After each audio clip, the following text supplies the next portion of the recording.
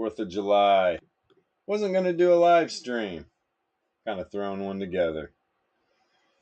We're just going to mumble around, talk about cryptocurrency. Let me see here. Let's go over to this alpha trading Discord. Let's see here. There we go. There we go. Put a little message in here.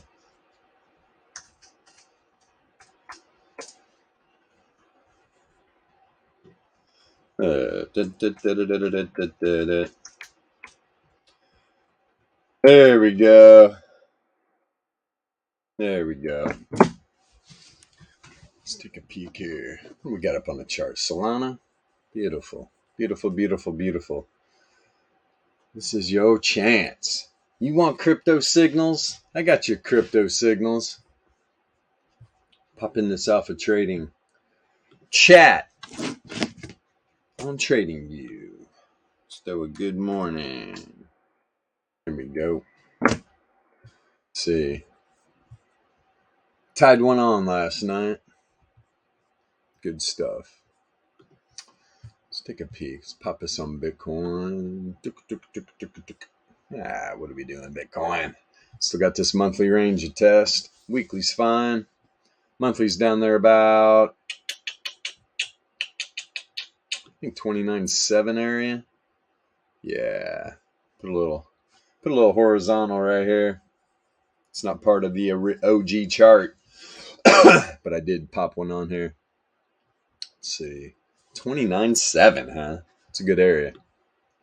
That is a good area. Let me take a peek. Crypto's moving. You know what I did see? Yeah, I did see Aptos moving. I don't care too much about Aptos. It's all good. I'm going to move the Solana though, right? Dun, dun, dun, dun, dun, dun. Dun, dun, dun, dun, dun, dun. Bonk up 56%. Of course it is. only on 4th of July. Oh, bonk. Donk, donk, donk. Let's see. It is. Because it is the 4th of July, I really don't expect too many people. Come in and share the live stream in the Discord. We'll see. 1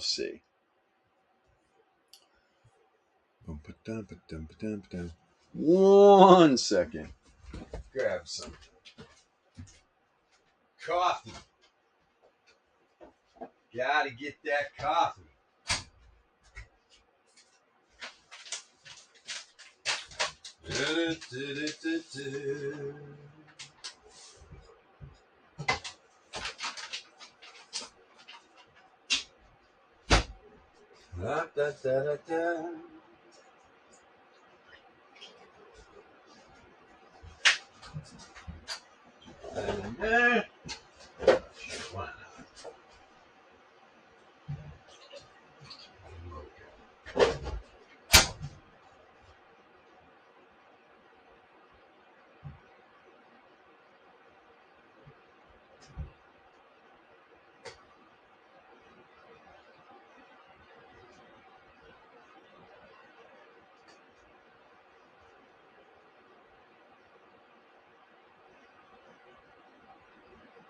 Give me a second.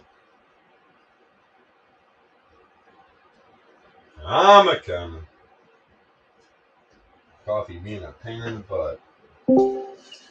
Oh, give me a second. I'm retrieving my coffee. Streaming alone? Yeah, give me a sec. La la la la la.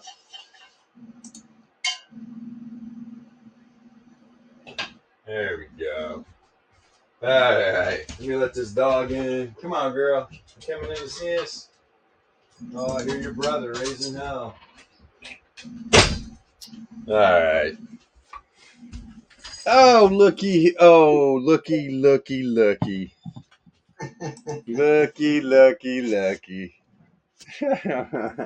Oh, you in here all alone? Yin's up in here. All alone on 4th of July. Can't believe it. Went down there, man. Wasn't no yens anyway. What are you up to? Oh, just Breathing. screwing around. Yeah. How you like your new place? I like it. It's cool. Woke up this morning to a bunch of Amish guys framing the set of houses they're going to build next across from us. So. Oh, lovely. Wham. Nice. All I hear is, you know. Oh, yeah. Power tools. Oh, they must be Mennonites.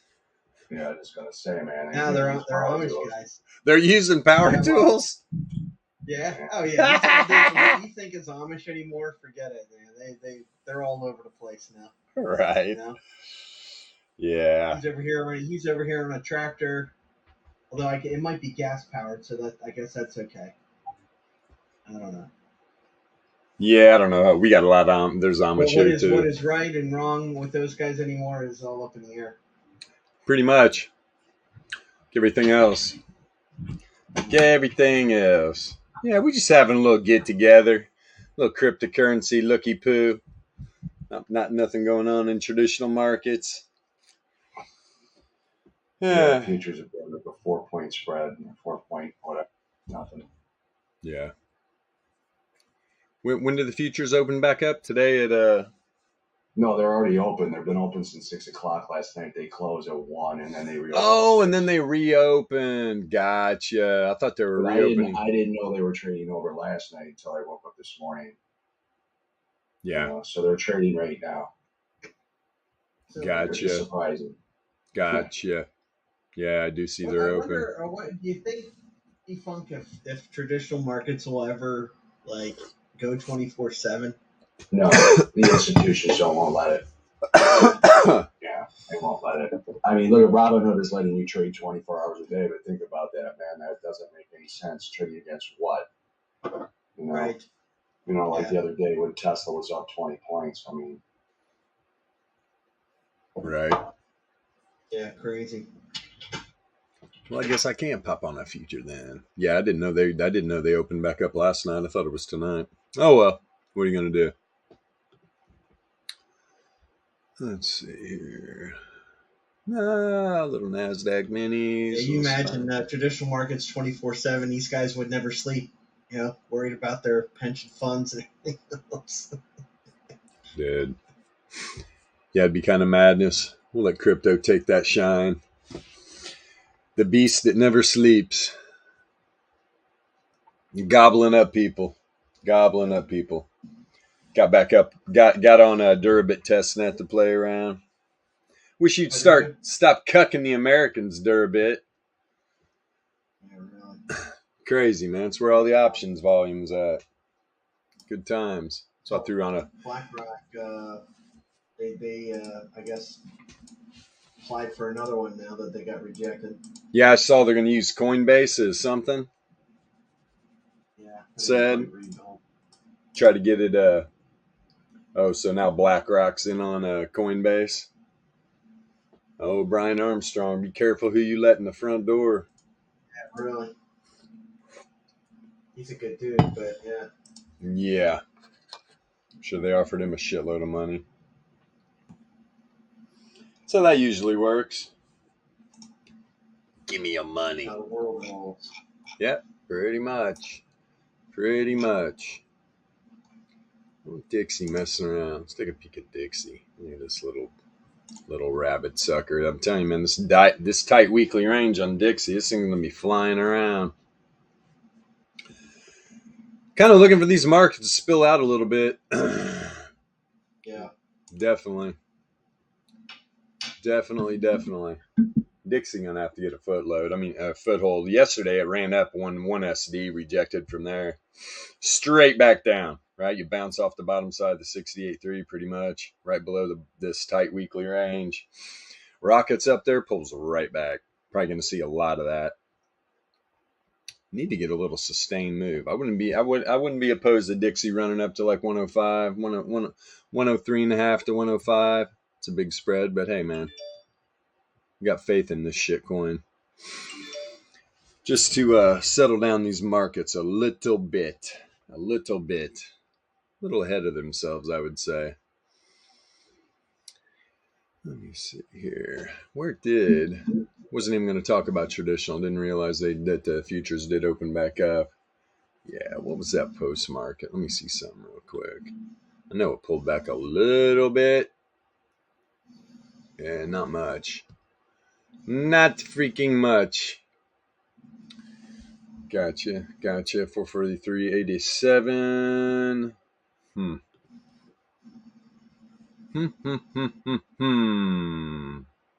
No, we don't want to adjust that. There we go.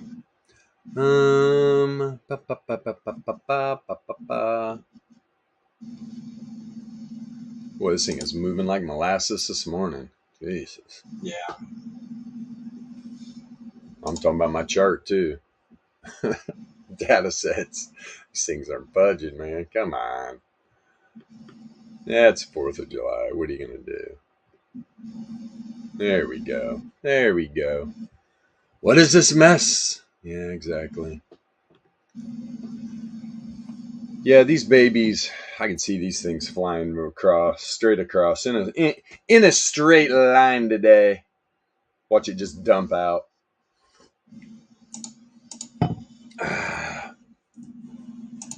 What have you been playing with, P-Funk? Just the S&P futures. Yep.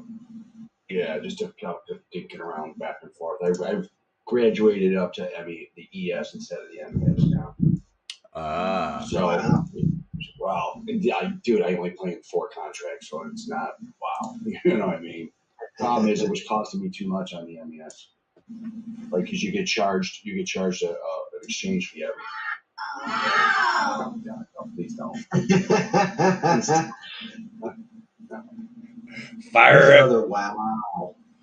Fire up the soundboard. So it's easier to scalp for 1 or 2 points too. You know what I mean? Yeah. What's that ticker? ES. Yeah, /ES on /ES1 on TradingView. TradingView. Let me see. So it's the MES1 exclamation and ES1 exclamation. One of that. Wow.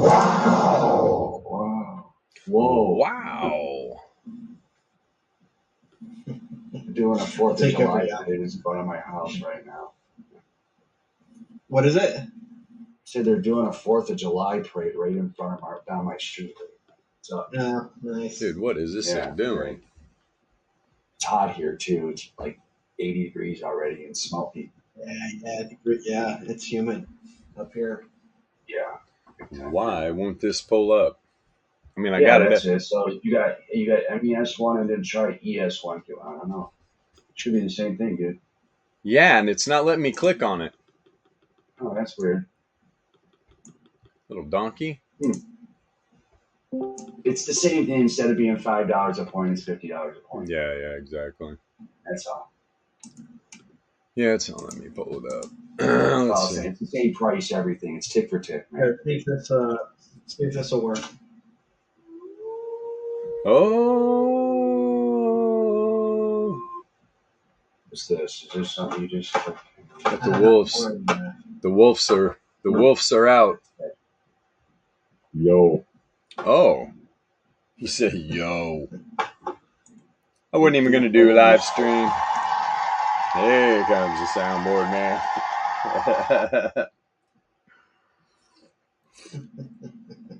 I was taking over your position there for a few minutes, Yasha. Oh, fantastic. Keep it up. Yeah. We just having a little rumble session. I'm bored now. Mumbling. I'm just working on a speech. Oh, nice. Oh, nice. Speech. You running for president? Heck no. Damn. I'd vote for you. I'm just asking wealthy people for investments. Sounds like a plan. Yes.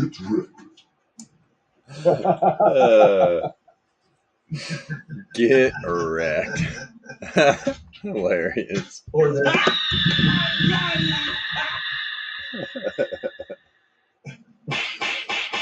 Give me your money. Getting money back. Get out of my way. Oh, Jesus.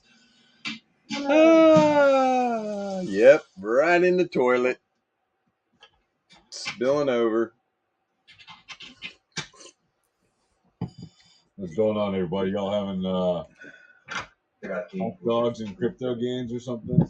Yeah, I was just going to be looking at some crypto. I didn't realize the futures opened back up last night. I thought it was today, but yeah. There's downside, dude. Yeah, I doubt much is going to happen with these things. No, there's nothing going on, dude. Like I said, it's been up and down 3 points in 5 hours. I mean, there's European markets open, right? Yeah, Yeah, this you can trade in DAX, I guess. Yeah, this is going go to to just... Forex, man. FTSE's always good. Dude, Forex. Yeah, Forex, the pound and dollar thingy. The pound yen. And This euro would be a dollar. good pair.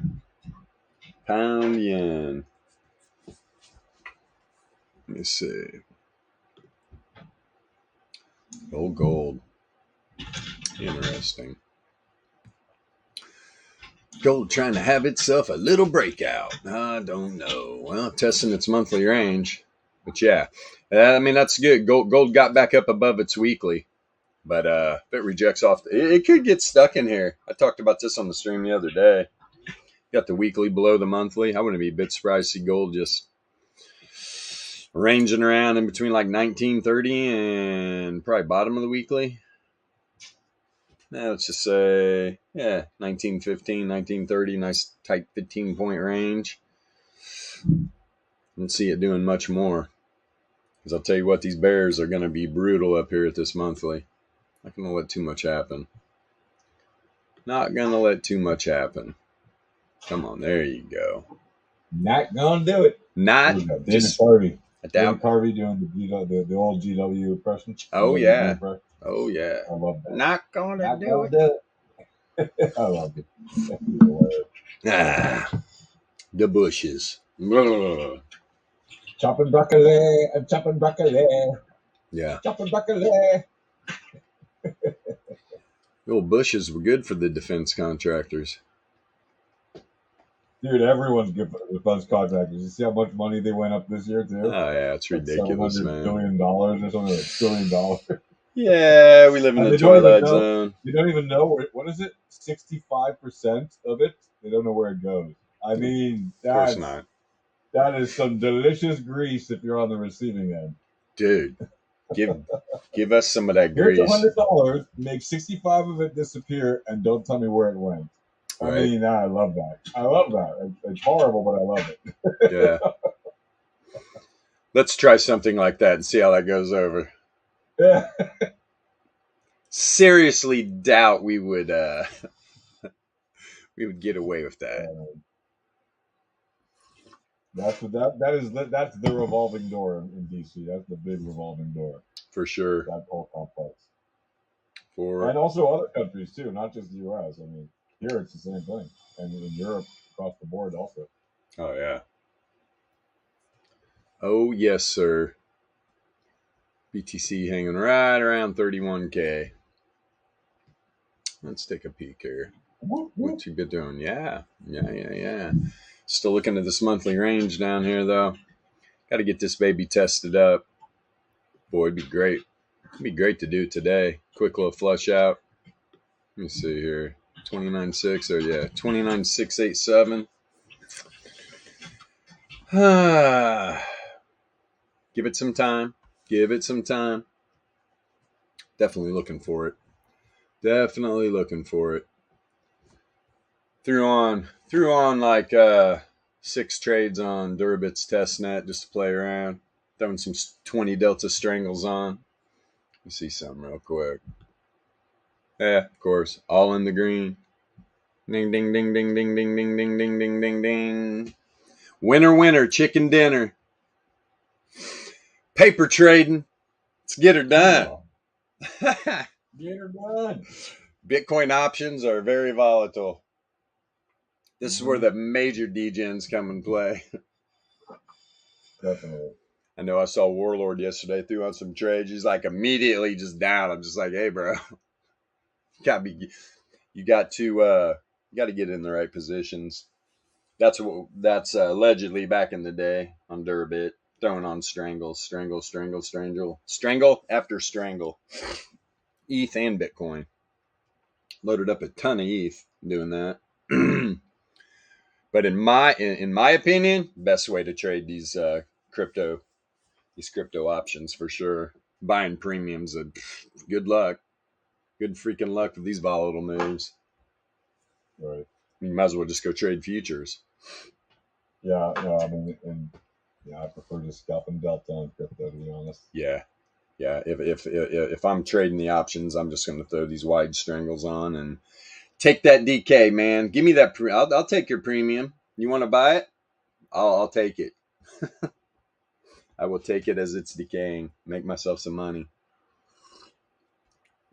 We're up. Everything's up. Yeah, 38%, 18 and 31, 12 and 19. Good stuff. Yeah, just for example, what did I do? And this is on Friday's expiration. Sold the 30K put, sold the 33K call. Then on the July 14th expiration, sold a 29K put and a 34K call.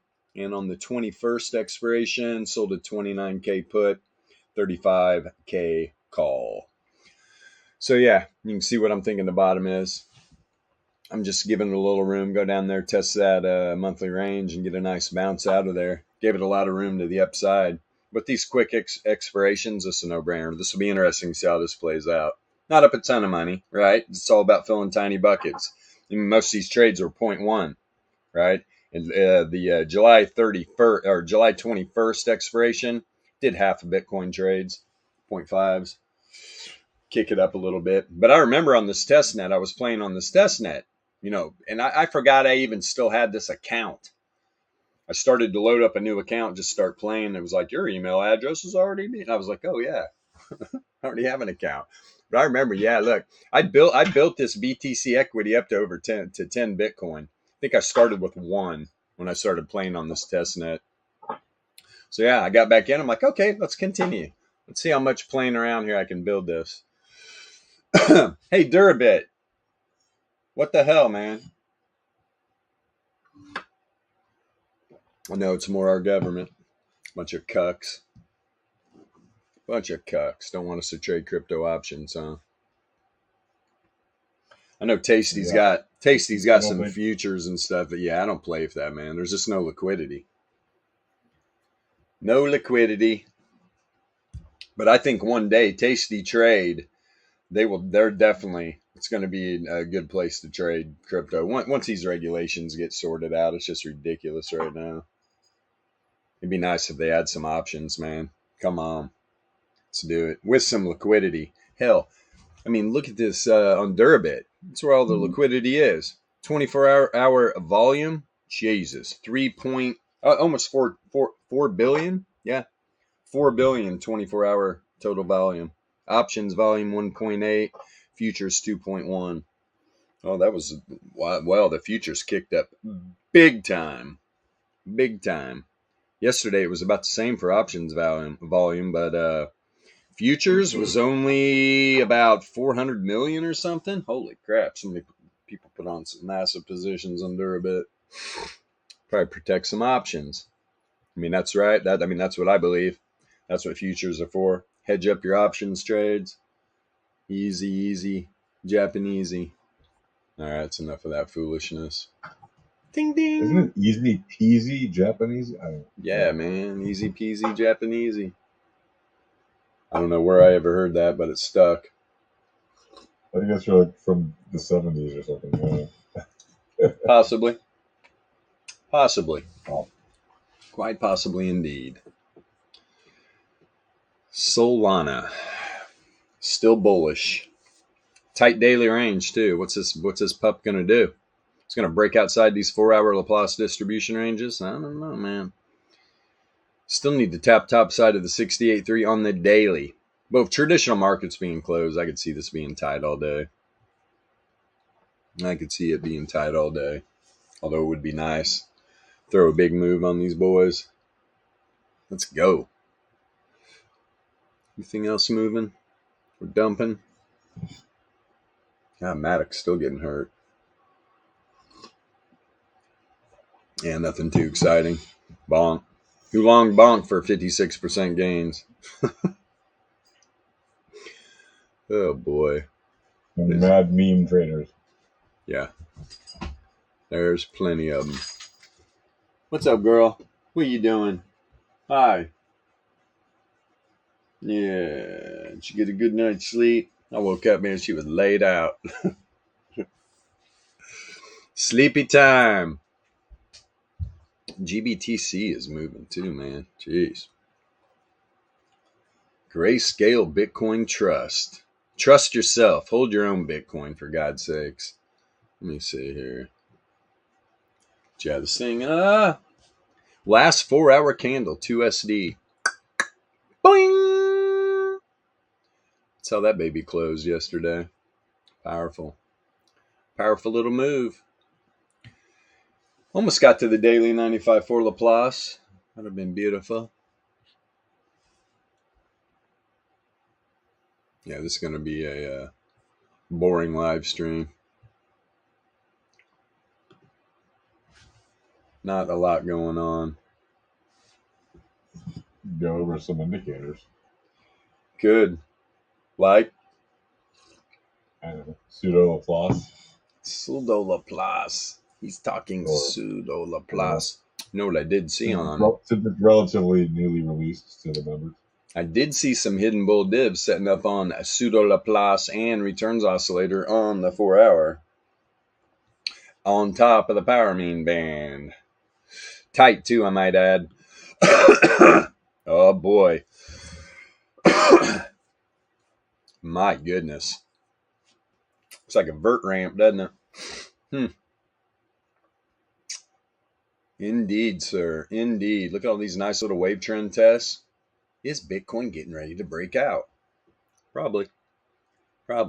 How high? Look, I was looking at some what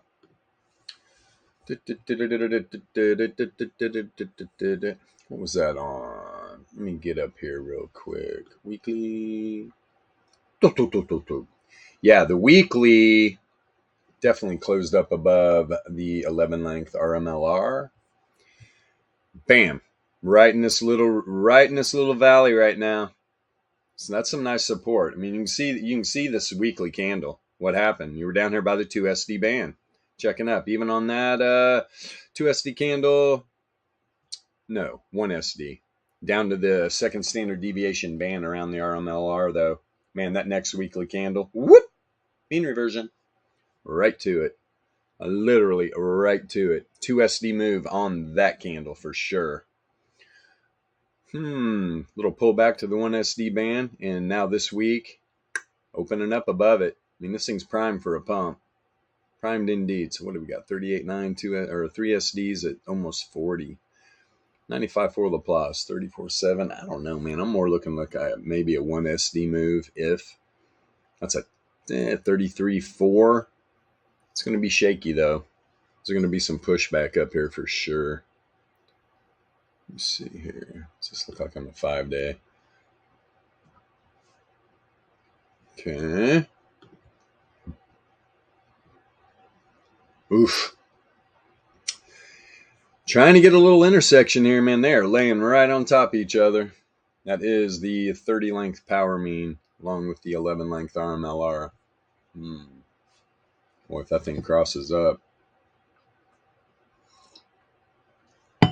Like the 2-day here. See if this rolls let's see if this rolls uphill. I like it though. This thing's priming up for a pump. Alien, what do we got up here? Today, that's a 99.7 Laplace, 34.3. Yeah, I don't know about all that. Check his 4-hour. Where's this baby at? I'm going to scale this up. Come here, baby. Hanging on. Hanging on. Good spot to bounce. Where's the 30 length?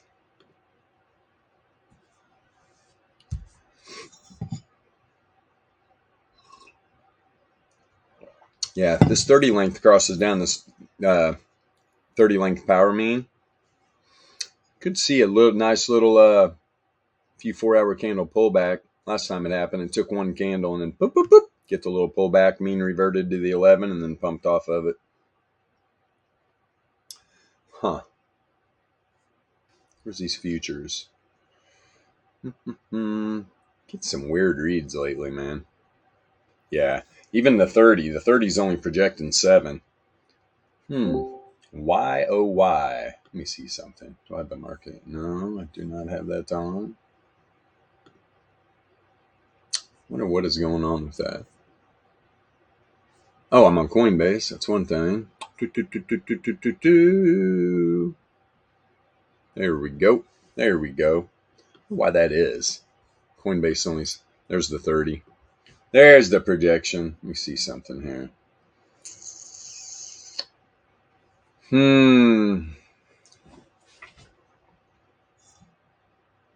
So now, when you see the future projection of the reverse mean of log returns, doesn't mean that price action is going to follow this.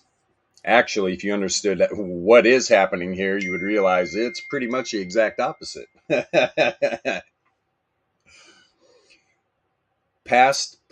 said past price action. Can past price action predict the future mean of log returns? They said it couldn't be done, which it could be right, but could it project the future reverse mean of log returns? Quite possibly. Quite possibly indeed. If you have this indicator, study it. Study it. Because it is powerful. It's kind of mind-blowing, too. When you sit back and think about what it's doing. It's like, what the? What? Oh, what? The future used to be blocked by this fog, this invisible, impenetrable shield of misinformation and the unknown. Wow! We found a way to penetrate that with a laser drill and see precisely something about the future. And that is amazing. Yeah, boy. For sure it is, my friend. For sure it is. Yeah, man. Say hello to my little friend. The RMLR. It's my little friend. I love that stuff, man. That's one of the best lines in the movie ever. Yeah, for sure. Here, let me take off this 30. Gets a little confusing for people. Now this is a good setup going on here on BTC. Indeed. But what I really wanted to do, let's look at these. We did just get a new month. Let's look at these deviation levels on the current candle on the monthly.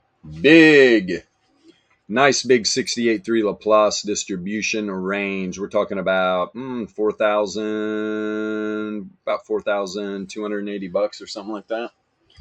Pretty big range. Now, if we're talking normal distribution, we got some massive moves. 1 SD to the top side. Now, if I was going to go out, throw targets around like YouTube Jimmy, at least I have something to target, right? At least I have something to target, not data sets. Do you see this 1 SD or this 30 power mean up under? Is it like horizontals on data sets? Absolutely not. It's a good area though. Man, that is a pump. 37.1. How big is this 1 SD range? Jesus, 13K? Yeah, about 12, actually about 12.5. $12,500 first standard deviation range on the monthly time frame. It's massive. Can crypto make moves like that? I don't know. You tell me. Yes. Last big move was to the downside.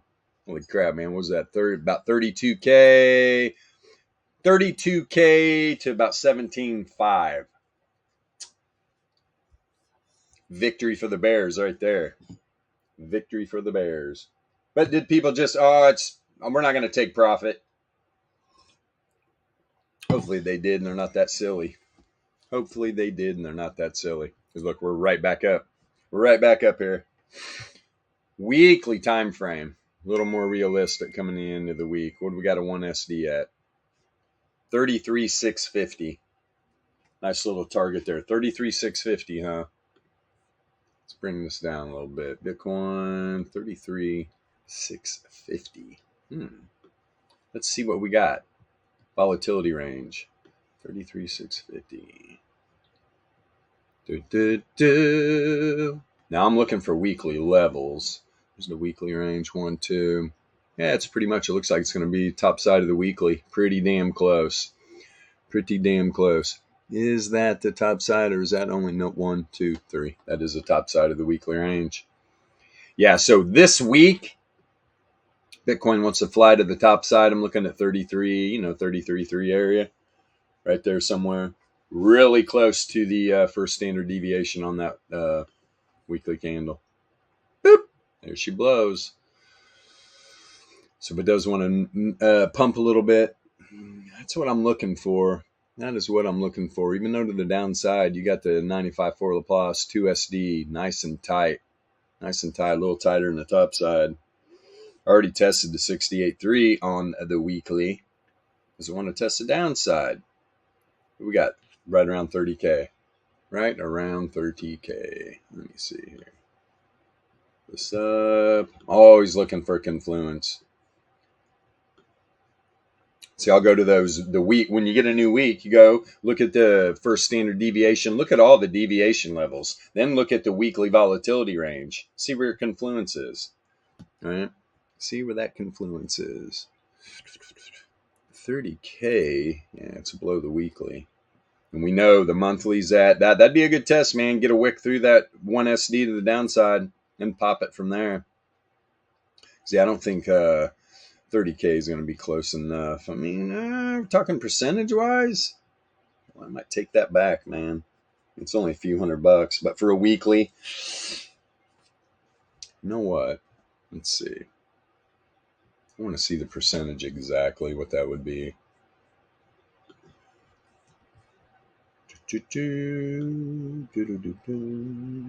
Where are you? Where are you? What's that number? 33. Yeah, it's under 2%. Yeah, it's a little wide, man. It's a little wide. I'd change my tune if it was inside 1%, but it's not. It's not. It's probably about more like a little over 2. I'm definitely looking for a full test here. But that's what these monthly ranges, man. Where's the center at? They love to test the meat of these things. Put a little fear into the market. A little under 29. I mean, here, let's be honest. When I was throwing on these options trades, all right, that's what I'm looking for.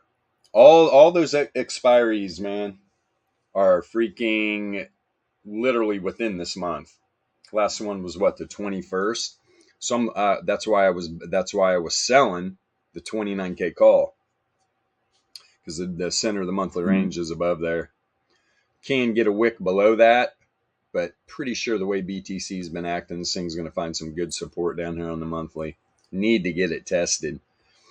And that would test the downside of those trades, at least 2 of them.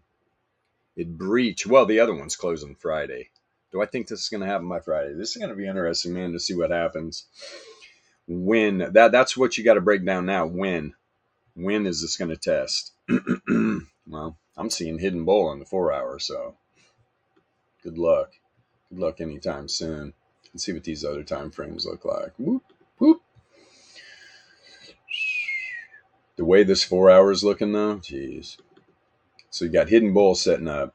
I mean, the returns oscillator turned back down, but look, variance is still negatively correlated, coming all the way back down. I like to see this come all the way back down and prep up.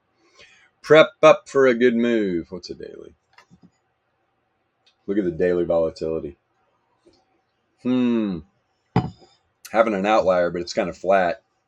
Got back up above the zero mean on this daily time frame, man. Getting ready to, it's looking like, especially if BTC's data set can stay up here on the top side of the power mean band, you're going to have the wave trend cross the Fisher. All right. These are reverse models, reverse wave trend, reverse Fisher. So if you're popping up your regular indicators, they're not going to match up with this. Not going to match up with this. We have this at Alpha Trading, though. Come check it out. You get the UPM in the free trial after you come in and get the free volatility starter kit and learn the basics. I almost want to make it a rule. Do not come straight in this Discord and buy these indicators, because they're just going to, they're just going to slap you around.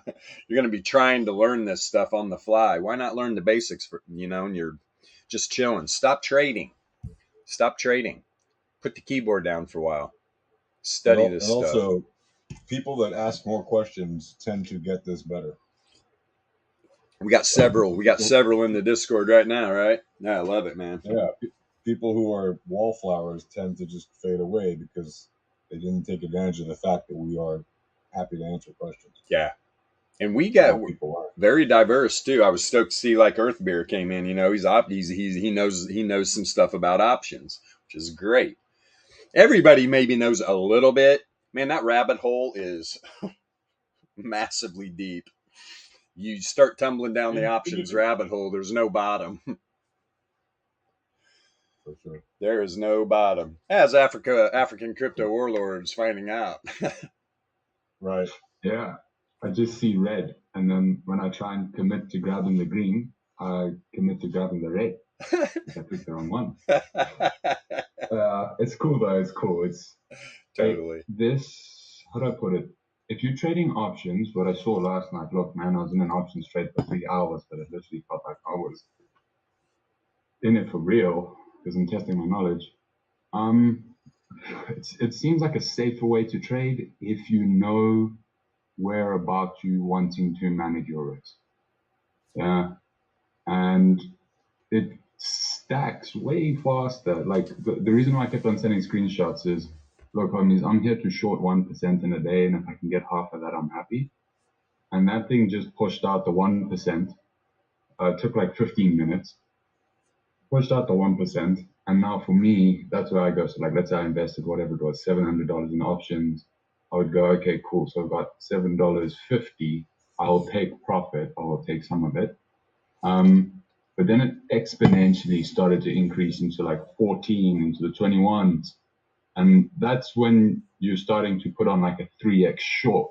So I can see that by the time, let's say my, whatever it was, the long call, like $1,000 below price, I can see how that thing could have yielded like $50 to $100, trading $750, but in 45 minutes, and I'm not willing necessarily to go and take a 30x short or 40x short to get $100, because a wick can blow me out of my, like, just blow that account up, like just sink $750, like gone in a wick. You get liquidated. So this is a very interesting way to go about it. I really do enjoy it. I literally just need to know where to click and what the right. So yesterday.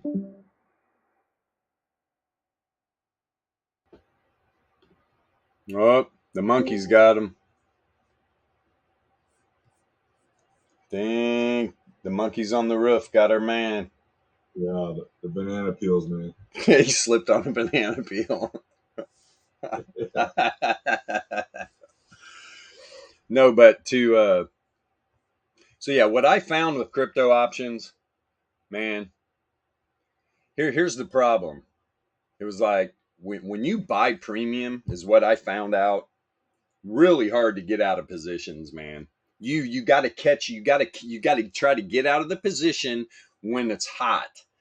I mean, if you wait and this thing tops out and then you're trying to take your profit and get out, I mean, I'm telling you, man, these market makers, they're brutal. Yeah, so what I'm trying to figure out is, I see that there's bid and asks of all these contracts. And I see that the reason why I'm missing trades is because on the exchange I'm using, it's limit ordering me in. Yeah. On the put side, but on the call side, it's like market making. So now just let me try to wrap my head around this. If I can if I can put a limit order in on that call long that I did, so that when it does get volatile, it automatically fills me. You know what I mean? Yeah. That's something that I need to figure out and be like, okay, look, I'm happy with an extra, let's say it was $12. I'm happy with an extra $15. I will get out at 14. Right. You know, like try set that limit in there, like, and eventually learn, okay, it's the beginning of the contract. It's not going to be so, the returns, your profit isn't going to be so volatile. Towards the end of the contract, it's going to become a lot more volatile, I suspect. I don't know yet. And then I'll know, okay, cool. Maybe it's not just a one standard deviation worth of profits, because it's the end of the contract. Maybe it's like 3 standard deviations worth of a contract. So that wick could get to $36 instead of 21. But there's me being a dumbass holding the whole day for 14. So I need to just try to figure out like what a simple way for me to generalize those profit potentials would be. And then I think I'll be on my way. Then I'll be able to get the max out of these options trades. Yeah. The thing we're dealing with these options market makers, man, dude. These guys, they really know standard deviations and stuff. That's why you can't sneak anything on. It's not like getting on, you know, these crypto exchanges and just running a train on these traders. It's a little different when you're dealing with these options. Now, obviously, you can mark it out, but dude, if you look at the bid ask, on some of these strikes and then look at the mark, dude, you start marketing around in these positions, you're going to get slapped up. You're going to get smacked around. I mean, it's going to be brutal. There's massive slippage, right? Depending on what side you're on. Like right now, the mark's 113. I mean, you want to get in on this 29K put. I mean, right now, let's see, the bid's 105. The ask is 115, mark's 113. So if you're trying to get in on the freaking, if you're trying to buy, dude, it's brutal right now. Brutal right now. That's why I'll put positions, I'll put limit orders in. Like I put on 6 positions, 2 of them filled within probably about a half hour. The other 4 over about a 12-hour period. And then I woke up today, boom, boom, boom, everything in profit. Okay, cool. Thanks. You just got to be patient. And I know I can go to sleep, get filled, wake up, and deal with it the next day. And not have to. Yeah, exactly. Waste sleep. And I like to put on. So when I'm talking about like 20 delta, like if I'm going to put on a strangle, like this strangle I put on, what expiration is this one? This is the July 21st. So is what I did. I went up. You look at the delta. Here's the 20 delta put, right? It was the 29K put. Or 29K strike. Now the 20 delta, which is closest, I was going to do the 22 or the 15. I chose the 15 delta, right? And that was the 35K strike. So that's what I do. Nice wide range out here at the 20 deltas. And I'm telling you, man, this is when I had skin in the game and I was trading these BTC options, dude. I was running through these expirations. Strangle. Dude, and win. It's incredible. People buying BTC premium. Oh my God, dude. Take some big nuts because look how tough it is, you know, in traditional markets and stuff. You jump into crypto, this highly volatile, that's a problem. You can get a big move. Problem is, if you do get a big move and you buy premium, though, you're going to be in a lot of profit. So you can take the ass whipping if you got to mark it out. You're going to lose some profit. There's no doubt about it. But obviously, you got to take it. You got to get what you can get. Because if you just put in a limit order trying to get out of that position, the problem is, that's why I say try to get out. You got to front run it. And if you put that order in to take profit, you want that data set. You want it to cruise past that because that's when you're going to get filled, right? But it's going to take a lot more. It's going to take a bigger move is what I'm trying to. I don't even know if I'm saying it right, but no, I know what you mean. It would have to get to like $500 above your strike, I suppose. And then they feel comfortable fucking taking that trade. Yeah, 100%. But we know because of the VEPS. That's why I'm putting on these wide strangles. the thing is, when you're selling options, you can get wrecked so fast. So if one side starts to get tested, you can roll it, and I don't even know if Durbit, if you can even roll. I mean, you can manually, I'm sure. That's why I love Tasty Trade. All the stuff that's set up on there, it makes it so freaking easy. When you go to close, it gives you all these different options. You want to roll strikes, roll dates. What do you want to do? It's pretty fun. Do you want to close out the position? Like right here. Can I Yep. I was going to ask this. So I was looking, I forget what it was. It was like a 29,500 option, right? I can call long, put whatever. Now, it obviously went against me. Let's just say, obviously, I wasn't entering in. I posted a chart with a little purple circle and a green circle, and that was like my theoretical trade. It went against me. I entered then the options trades, like with you, posting those screenshots of P&L. Now, what I realized is as the price went from, let's say it was at 30K, it went to $31,200. That options contract that I was initially eyeing out went from like $15 to $25, even though price went away from it. What am I doing in order to get that? Because I know that it's a weekly mean, right? I know it's a weekly mean. So I know that this options contract is technically priced into the model. And as price got away from it, it actually got more expensive. I think. I don't know if I'm reading this right. Can I do that? Can I make money buying options that are the opposite side of the direction of the candles? And then let's say it gets to 31.5, it looks like it's super toppy. Now all of a sudden everyone's rushing to the 29,500 contracts. Yeah. Like that demand to that 20,900, 500 contract. What am I doing in order just to capitalize that? Because if I know that it's going to be a target that's going to be hit sometime in the week, well, then I might as well just take that one and try to just manage the risk throughout the week until it comes back to be pretty honest. For now, I don't know. And then if it does fall into my strike price, obviously I make a shit ton of money, and I just had to manage it when it was a little bit above the weekly +1. Right. So I don't know how I access that. I don't know if this is a way to trade options, because usually you trade options waiting for the candlesticks to go into your trade.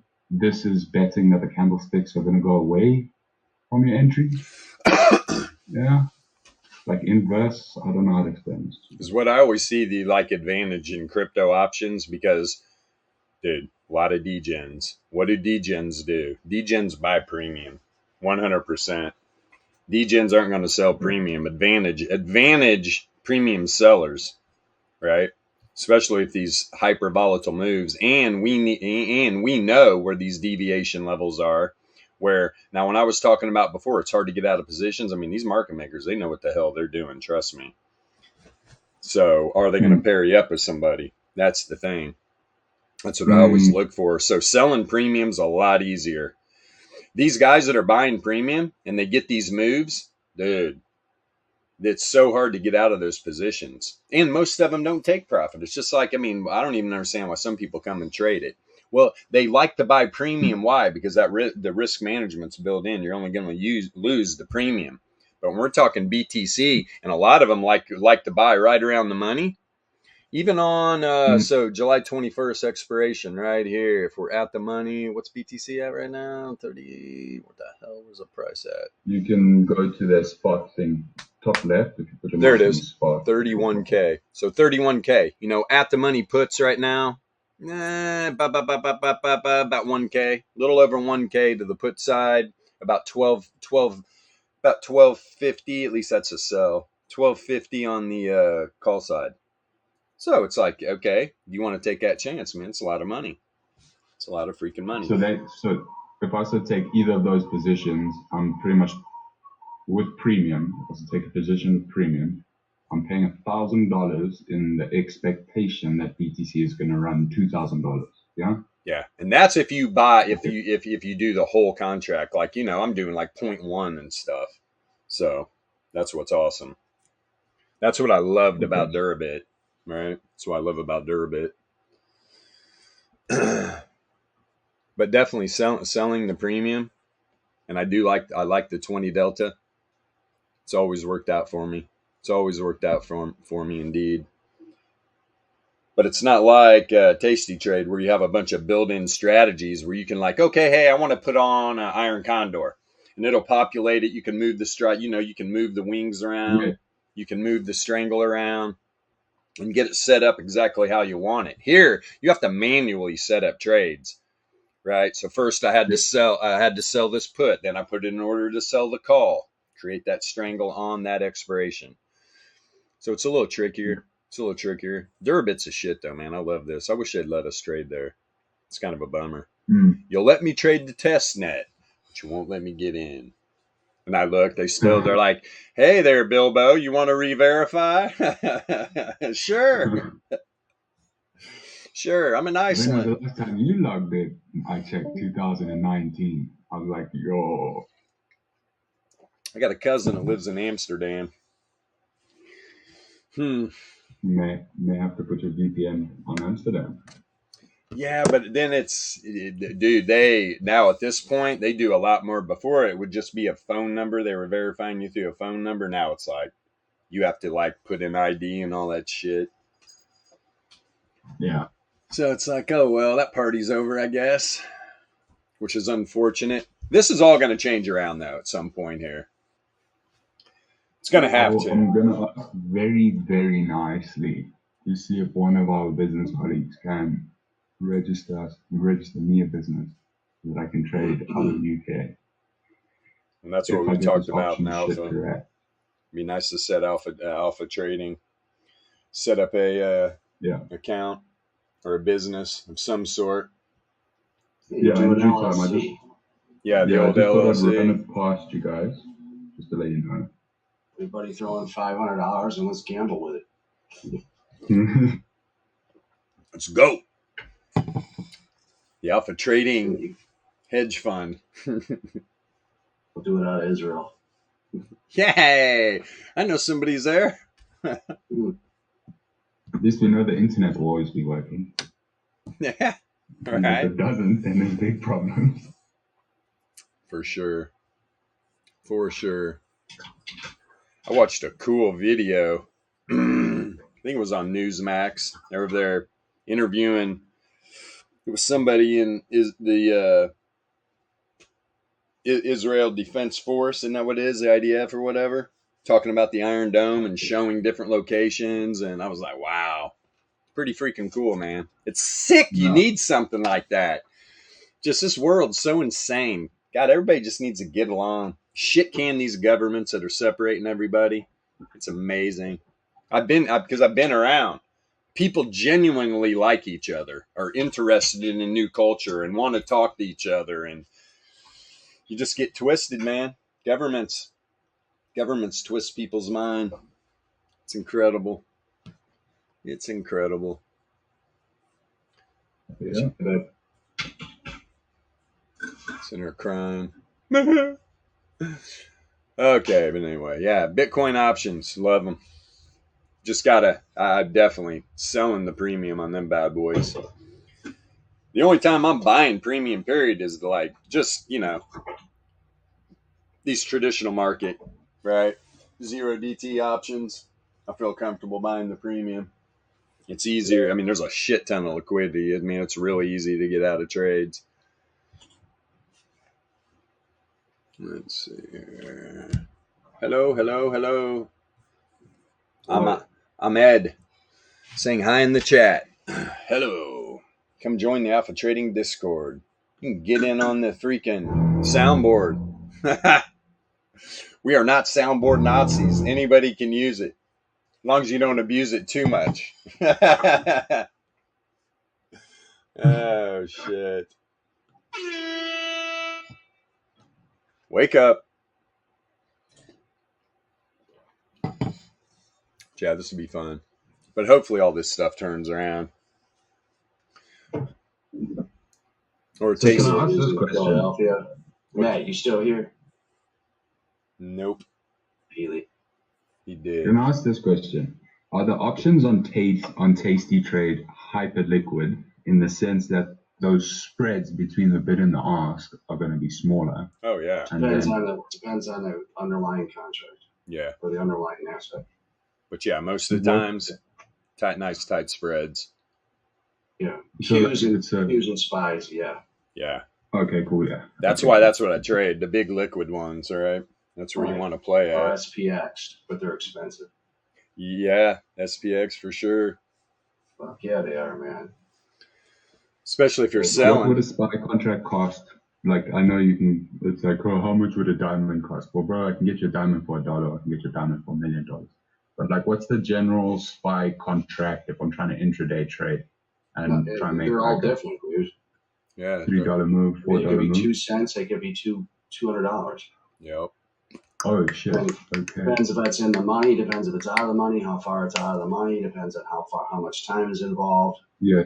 Those goddamn Greeks, man. Okay. Yo, Greeks. Learn Greek. Yep. It's all, you know what I mean. It's all based on that. So no, there is no set price. You know what I'm saying? Okay. Okay. Yes, And you can then- do the 0 DTs usually under 50 cents, right? Okay, cool. And then I'll literally just have to have money on the side in case it goes against me and I can get out of the options contract relatively easy and pay my stupidity tax, yeah?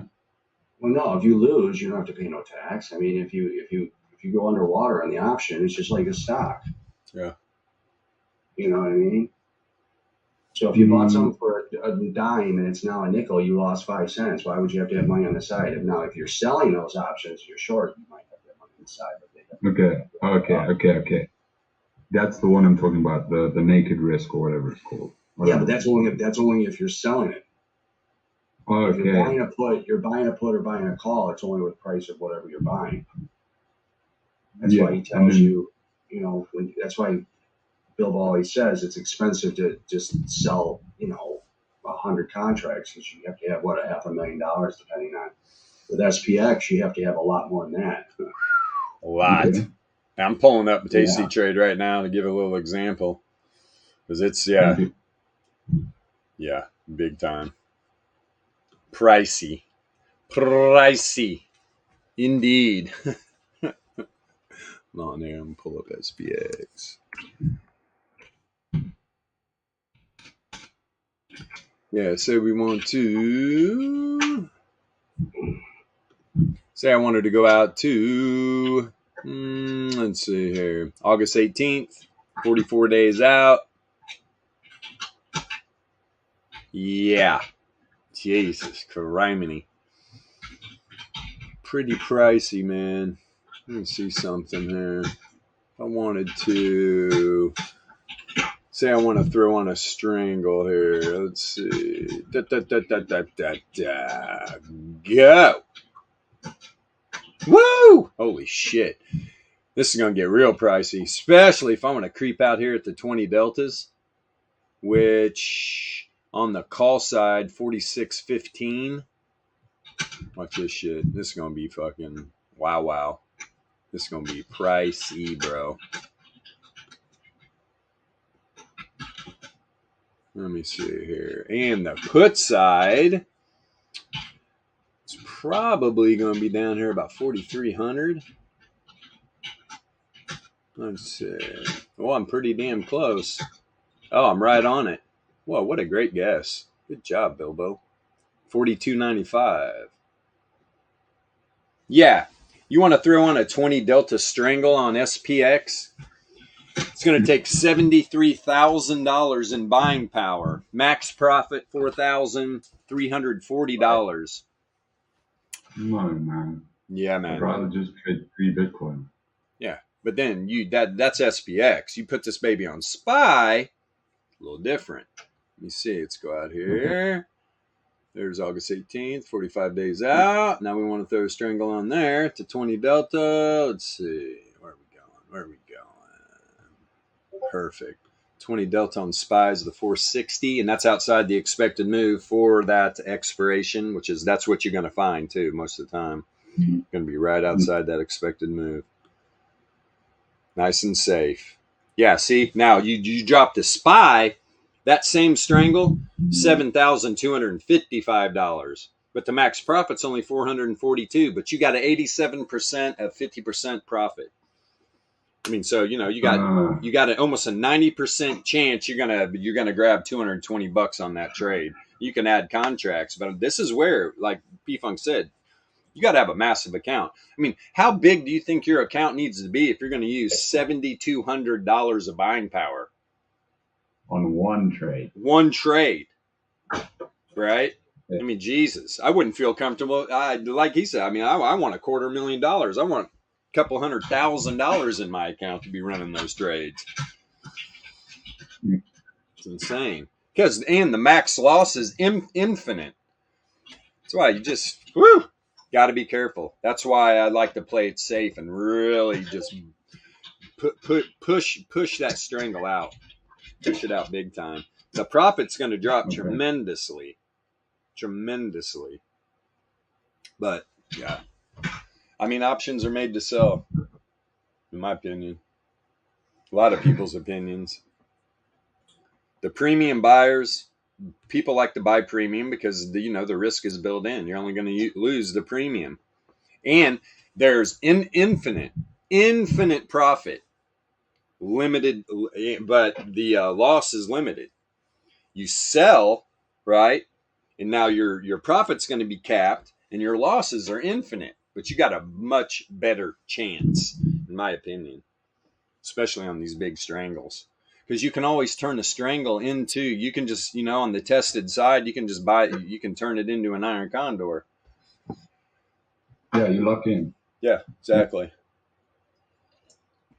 And now, is that called rolling contracts? Rolling in, rolling out. So what's the action of me doing a strangle, putting on a iron condor, taking the iron condor off so that I can make it a wider iron condor, right, unlocking those profits? Is that considered rolling? Well, see, because if you're selling, right, it's credit. So when you're rolling, you're looking for credit. You want to get credit. You don't want to roll into the negative. It makes zero sense. You're trying to gain more credit. So you're just rolling out into the future. Sometimes the same strike, if you can roll it out and you can still get credit, but usually you're gonna roll the position in time and the strike down a little bit. I mean, there's so many. That's why the way Tasty Trade's set up, they make it real easy, man. They make it real easy. The educational tools on there is pretty incredible. Compared to anywhere else, they really focus. But of course, they own the exchange. Of course, they want to teach people all this. They want people trading on their exchange, right? I mean, it's kind of a win-win for them. Let's teach, and they teach. It's all free, man. Right? That's why we do what we do. We don't even have an exchange. We just want people to be able to learn how to do this stuff without extracting money from them. Just makes sense. Trading's hard enough. Trading is hard enough. Pretty incredible, man. Pretty incredible indeed. Yeah, we love our options. We love our options. Like for the Russell, would you guys trade options contracts on the Russell, or what's the first red flag that comes up? Not enough liquidity. Oh no, there's liquidity in Russell for sure. Okay. Yeah, IWM, triple Qs. What are the? Hold on. Yeah, the RTY1. That's the. What's that? Even DAX, you could trade DAX, dude. It's over your time frame. Right. DAX. That's a pretty fun.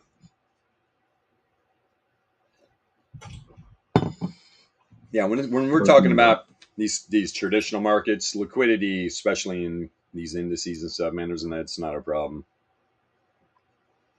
It's not a problem. That's why I see people trading like crypto options on rando exchanges. I'm just like, good luck. All the liquidities at Durabit. Literally, what is it? It's like 85%, 90% of the liquidity, options liquidity in cryptocurrency is on Durabit. They literally. I saw that their lot sizes, or whatever you want to call these, it's not. So on Bybit, it's like $500 difference between each option contract you can select. Yeah, it's insane. On Durabit, Durabit is like $100. So you can get very specific towards your VRE. Right. Yeah, exactly, man. Exactly. No, fun Thanks for times. sharing the knowledge forms. I Yeah. appreciate it, Jim. Yeah. For as much as I have, options is a massive rabbit hole. That's why I love talking about it, especially when new people come in and start talking about it. We all learn off each other.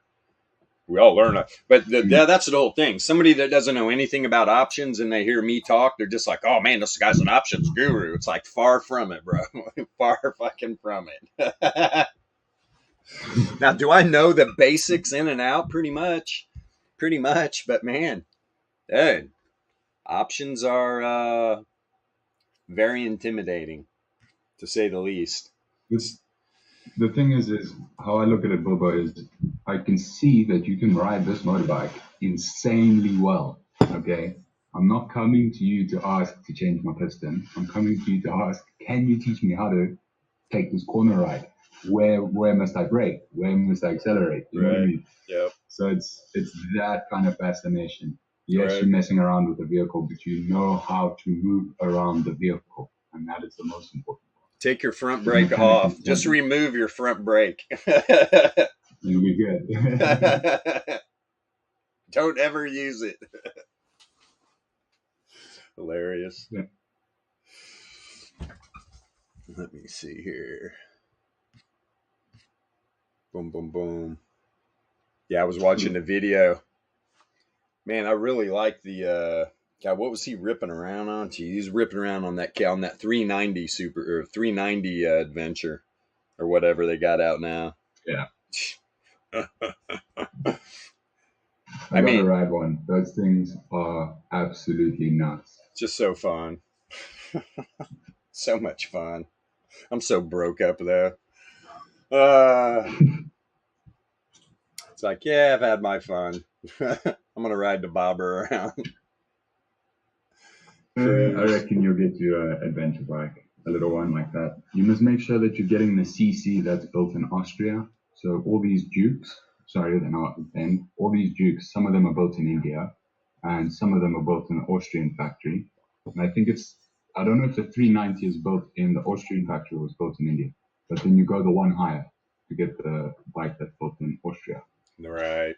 Right? You just have all the nice electronic switches and shit, like your adventure bike. And that's a fun bike. If you guys don't know what he's talking about, the old Super Duke. Holy shit, man. You want to get a thrill, jump on one of those and pin it. It's going to blow your mind. It's a detuned superbike engine on an off-road adventure bike. Yeah, that's crazy, man. Which is fucking ridiculous. Sorry for language. Pretty insane. Pretty insane. I'm popping wheelies, hitting fourth gear.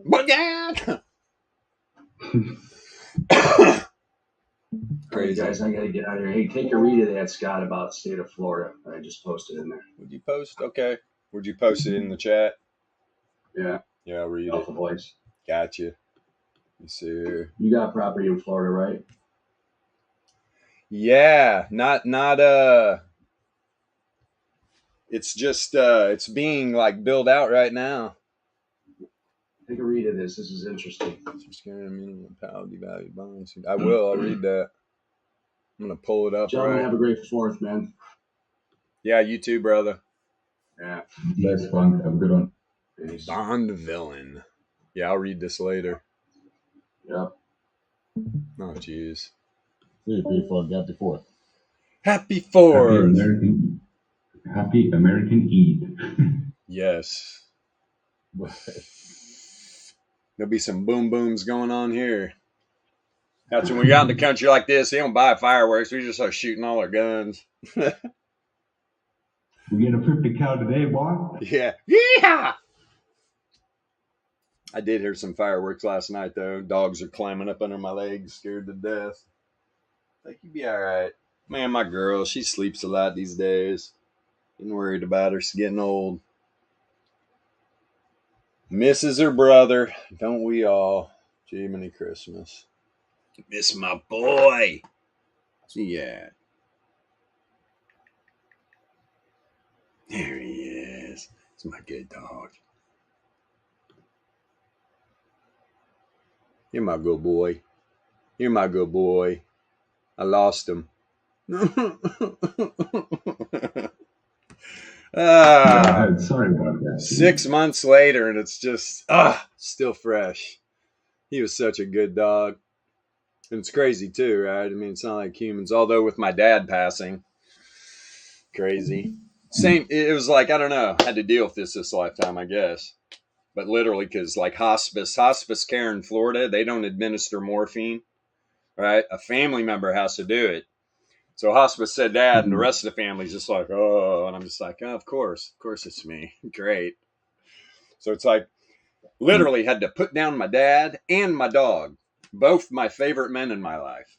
And I was like Dr. Death. It's like, fuck. It's tough. Tough, man.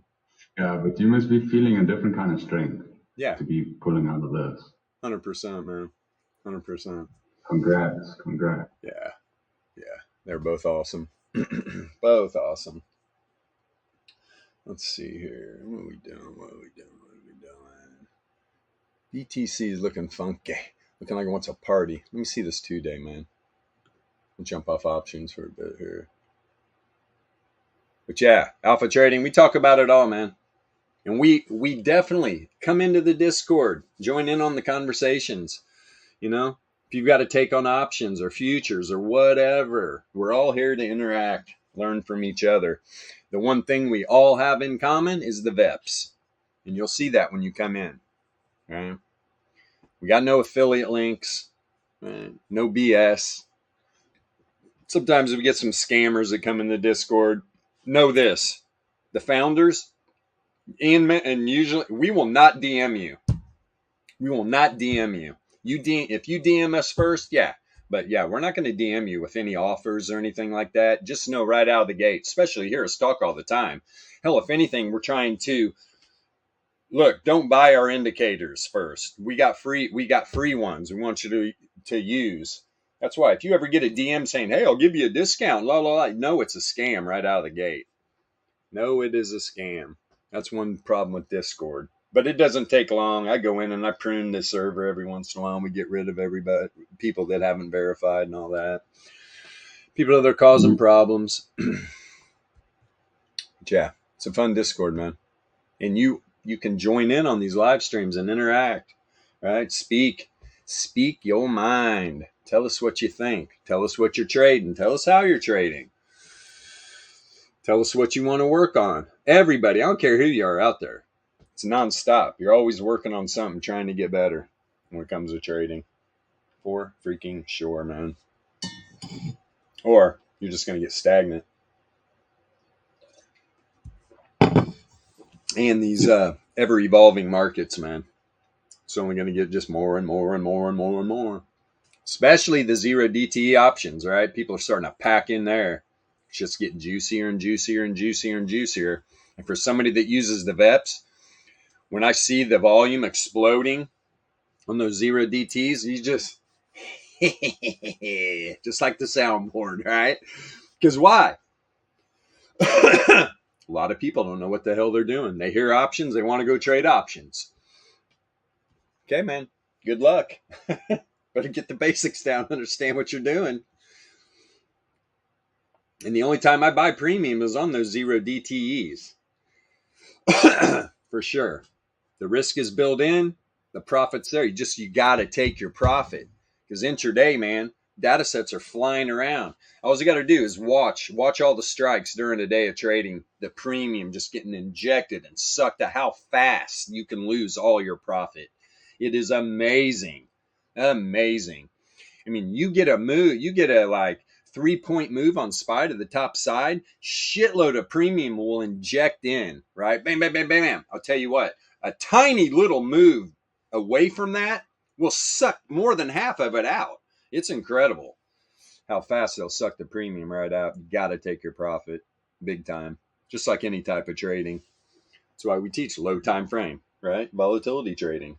In our opinions, it's the way to go. Yeah. Can't swing trade. They're charging you for the privilege. They're charging you for the privilege of losing your money. Yeah, pretty much. 100%. 100%, man. So yeah, that's what we do here. That's what we do here. And volatility on the 2-day is low.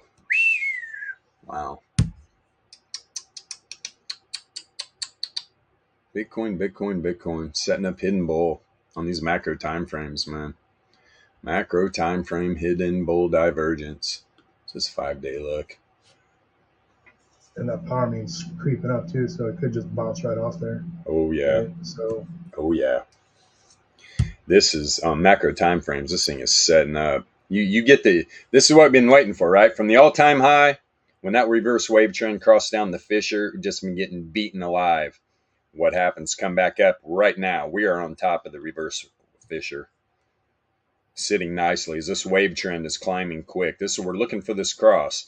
That's why it's a little ahead of itself. What is it? Yeah, 5-day. It's going to be a bit. That's why I go down through the time frames. Has a 3-day cross back up. Yeah, did way back here, and that cross got tested. But you can see, man, doesn't matter bottom side or top side of the power mean band. When you get outside this power mean band, no mean reversion's coming.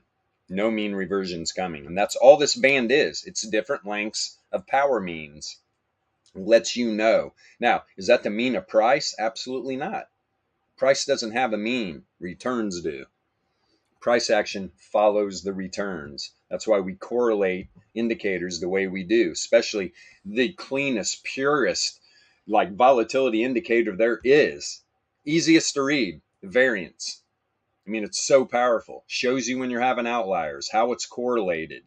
And the way to read this, variance is doing its thing normally when the inside line is white. When the inside line turns pink, it's immediately telling you there's a fat tail event in progress. And a fat tail event in the distribution is a second standard deviation move. Or if we're talking probability percentage levels, 95.4% probability move or greater. That's what an outlier is. And you're down here at the bottom of the power mean band. On the 3-day chart, you start having an outlier. Where's it end up at? At first, it goes right to the reverse wave trend on that 3-day candle. This 3-day candle breaks the wave trend and runs right to the reverse fissure. Right to the reverse fissure. Now, am I trading this macro time frame? Absolutely not. I'm just giving an example how powerful. That's why if you understand volatility, dude, you can trade macro time frames if you want. You can trade macro time frames if you want. I highly recommend using zero leverage. Zero freaking leverage in cryptocurrency. You don't need it. These moves are massive. But you got to take your profit. Not everybody can trade low time frame volatility. A lot of people have lives. They got a lot of stuff going on. You have to monitor those trades. That's why if you start using leverage and you start swing trading volatility, you're going to get wrecked more than not. And we see it every day. And people don't learn their lesson. If people would just take their time in crypto, right? Trade low time frame volatility, or you can trade the macro time frames. Just don't use leverage. And if you have the VEPS, especially if you're having outliers in the variance, it's kind of a no-brainer. You just wait till that next candle closes. But look how much profit you can get. Look at the wicks. Look at these wicks on the downside of this move. Right? That's why you take your profit big time. Don't let the market take it back. That's for damn sure.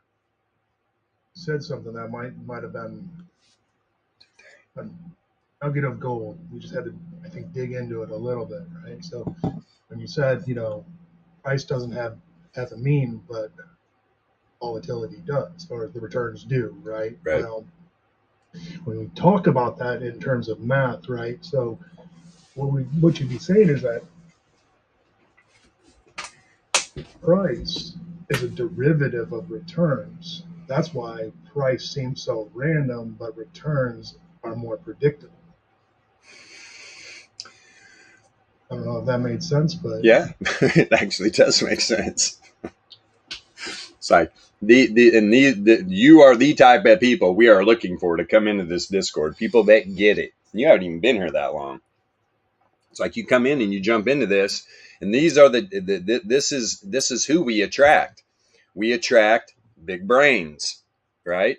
Because we already know degens are going to degen. If you really want to understand these markets, you got to get the basics down. You got to understand prices following returns. That's the biggest thing right there. And that if you're using indicators built on price, what are you doing? It just makes sense. Those are and you hear it all the time. People talking about, well, that's a lagging indicator. They're all lagging if they're built on price. There's no doubt about it. If they're built on returns, you literally have the horse in front of the cart. All right. If you're using lagging indicators, you got the cart in front of the horse. You're chasing the whole time. Nothing going on. And taking profits, size.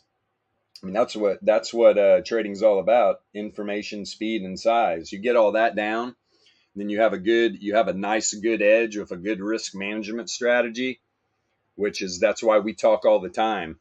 You know, a lot of these people on YouTube that are teaching risk management, they immediately start talking about, well, stop losses, take profits, all this stuff. They're putting all this into the system as they're trading, as they're swing trading volatility, and then they wonder why they get wrecked. These exchanges are literally trading against their customers. There's no doubt. It's happening. It's not regulated. In my opinion, it's happening across the board in all the markets. The manipulation's crazy in traditional markets. But all that being said, you get down those basics, you build a good edge, man, dude, you're unstoppable. Especially building a good P&L. If you're taking your profit, limiting your losses, you're not emotionally attached. You're looking at all this like if you do lose a trade, it's a learning experience. And we've said it before a million times that like the endorphin rush you get from getting out of a bad position will be greater than winning a trade. It just is. It's weird because you just know. You're like, boom, I'm finally getting this down. I'm not going to let this market take my money. It might take a little bit, but I know my wins are going to outweigh those losses by a mile. Before you know it, you're looking at 80, 90% P&L, and people don't believe it. People are like, no way. They think a good P&L is like 30, 40%. It's like, man, dude, what the hell you been watching? Who you been talking to? That's horrible. You're losing. You're losing, my friend. So, yeah. Good stuff, man. Good freaking stuff.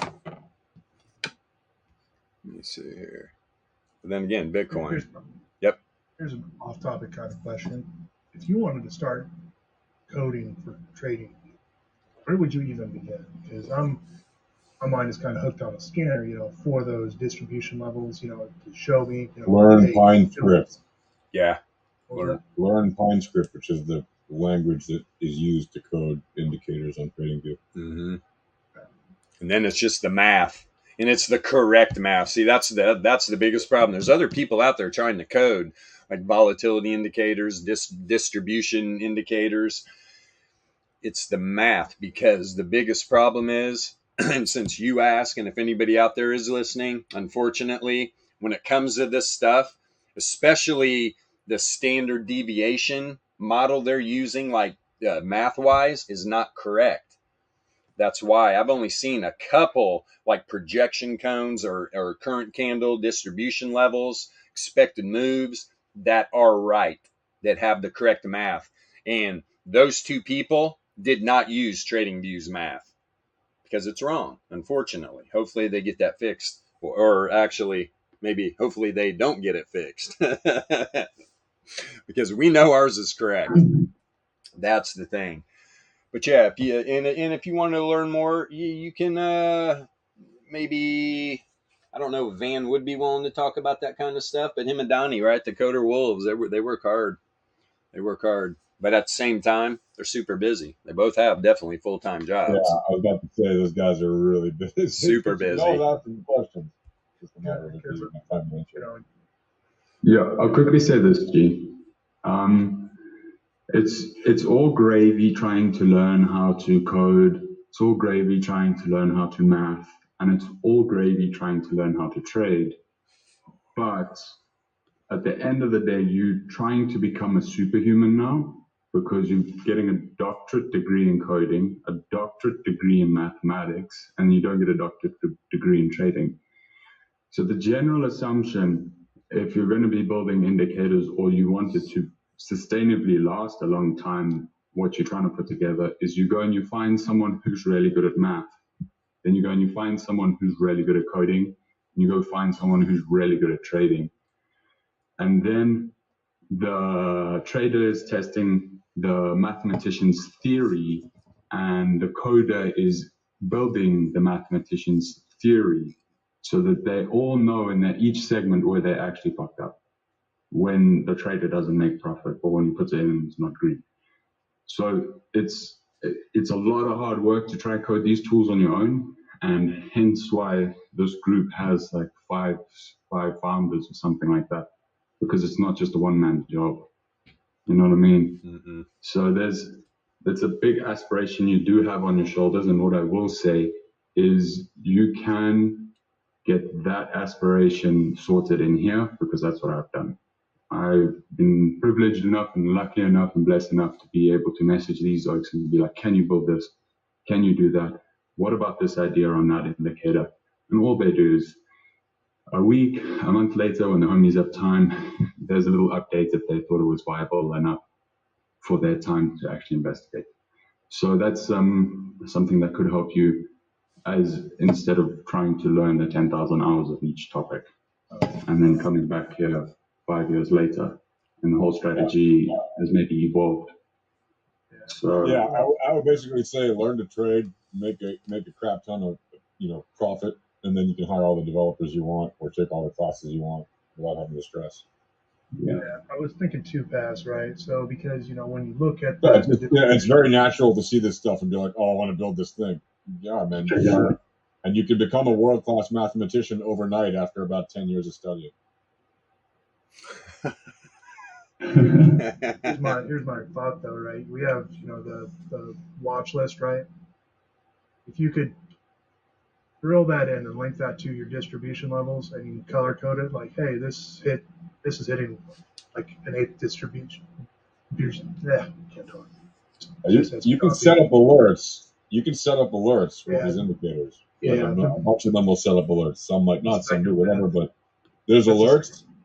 But not to automate it, obviously. Like not to automate trades. You have to set it every single day, right? And if you're trying to look at, let's say, 10 stocks, right, or 10, right. 10 Well, yeah, you can things, set them. right? You can set them to trigger a number of events, but yeah, you do need to That's why run you probably need like a scanner to do that for you, right? You're gonna have to build some sort of algorithm that will read on those distribution levels and ping it back to that watch list, and you can color code it, right? Like you can in theory you could build an alert script or something like that in TradingView and PineScript maybe that'll let you automatically set alerts on an ongoing basis. I guess that's possible. To do that. That would probably be the easiest way to just get alerts, but you're going to get a lot of pings depending on how many assets you're monitoring and stuff. Yeah. Like I said, it's just food for thought. I was just thinking about it. It's good food and it's good thought, and believe me, a lot of people have thought it. And there's always, we've seen a lot of people say, "Hey, can I automate this?" I'm like, "Yeah, sure, you can." And people say, "Can we automate can we make a scanner thing that runs the trades and does this and does that?" Like, you probably can, but you just got to learn how to do it. But math-wise, but if you're talking about making indicators that actually involve making math calculations, that has to be pretty high quality or world-class quality to want to use it. In my opinion, like you wouldn't want to use something that's not top of the game. So one thing you will find is, I was listening to Donnybrook speak. So ideally what the homie is wanting to do is pretty much say, when the AVR is at 0, tell me all the stocks, all the commodities that also have AVR at 0 on this time frame. Right. So now that scan, that's a very, very powerful idea. And I do think the gents have been trying to figure something out like that. Problem is there's something like 15,000 lines of code that you can use per indicator. Now, if you don't know how to code it so that it doesn't have to type, so how to put it, you can code it so that it's got the 10 stocks that you trade. Cool, not a problem. But now you're trying to look for like the best stock in the market right now that's going to give you the best returns. And that scanning part is where it's not necessarily TradingView's code. You need to go to talk to TradingView and say this indicator needs to be linked through not the trading platform, through to the data behind you guys, so that I can get this displayed on TradingView. And because it's only 15,000 lines of code, you may only get to like 20 scans. And then you have to program another one for the next 20 to 40, program another one for the next 40 to 60. So those are the games. They're not going to scan in bulk. We'd be making some fucking ridiculous trades these days. Yeah, there's a lot involved in making super scanners and stuff. There are scanners on TradingView built in, obviously. Obviously, they don't use our indicators. They have their own. And when they have, like, you know, what they call volatility or whatever, it's not exactly. So, you know, it's a matter of, part of it is a matter of when, as you're a trader and as you're developing your sense of trading, you know, developing your expertise and your feel for the different markets you typically trade. And, you know, while you may stumble upon opportunities of, you know, occurrences of opportunity that are in different assets than you might normally trade, if you have a good pulse on the ones you usually trade, when you're trading low time frames anyway, you know, there's going to be trades on any given day.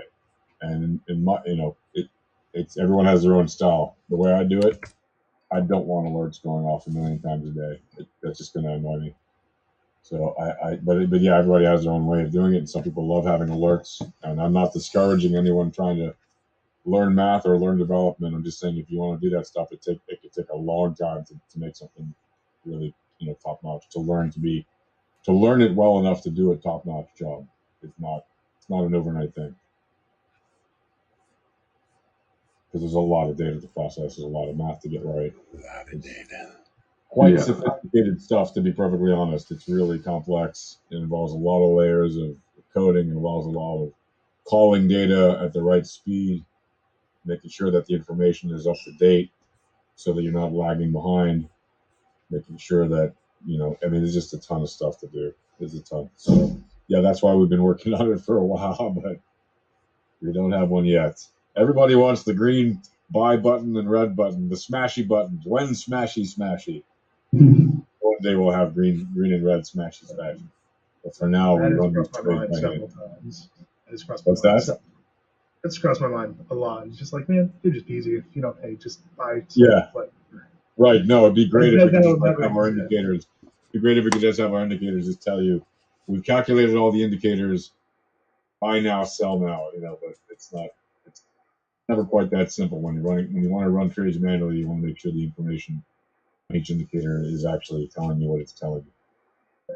Yeah, the idea of the scanner is just my idea of the scanner is, hey, just tell you when something is going to an extreme, right? Right. It's going to alert you, like, hey, might be something that you're not looking at. It'll just pull your attention.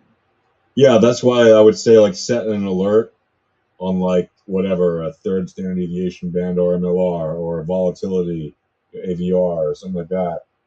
And when it triggers, you know, you can run the But to me, that's so much noise, especially like on 1 minute and stuff. Like, you're going to be getting alerts every like 10, 20 minutes on some volatile assets, you know.